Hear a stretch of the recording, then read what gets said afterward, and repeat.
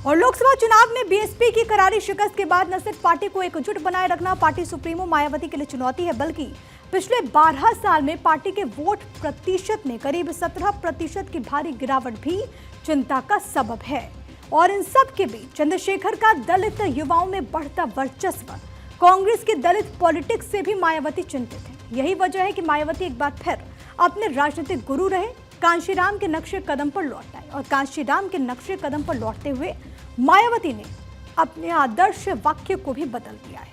उन्होंने सर्वजन हिताय और सर्वजन सुखाय उन्होंने बदल दिया बहुजन हिताय बहुजन सुखाय। ये पहले था, आपने पहले भी सुना होगा कि इसको लेकर के मायावती और उनकी पार्टी का जो नारा है सर्वजन हिताय सर्वजन सुखाय, और अब इसको बदल करके बहुजन हिताय बहुजन सुखाय यहाँ पर कर दिया गया है। एक बार फिर से इसको अपनाते हुए मायावती यहाँ पर नजर आई। जाहिर है क्योंकि कोशिश ये है कि किसी तरीके से जो अपने कोर वोटर्स हैं उनको वापस से जोड़ लिया जाए, तो अपने इस पूरे आदर्श वाक्य को बदल दिया गया है। इसके पीछे मकसद ये रहा होगा कि दलित वोट बैंक फिर से पार्टी से जुड़ सके।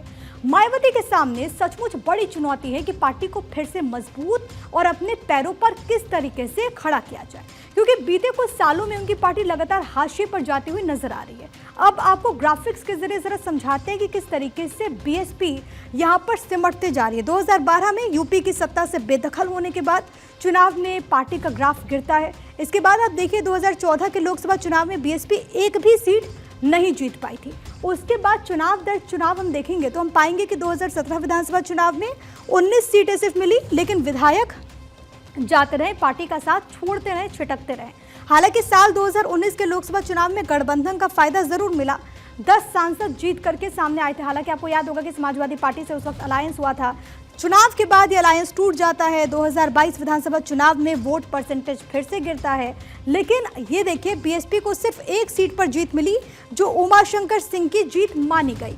ये सिर्फ एक सीट पर यहाँ पर जीत मिली थी। वोट परसेंटेज भी काफी ज्यादा गिरता है।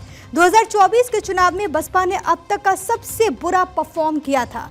बीएसपी का एक भी प्रत्याशी नहीं जीता और वोट परसेंटेज 10% से भी कम रह गया, यानी कि 9.38%। ये हम आपको बता रहे कि किस तरीके से बसपा की परफॉर्मेंस रही, और इसी को लेकर के बसपा तमाम कदम उठाते हुए कि कैसे अपनी परफॉर्मेंस को सुधारा जाए।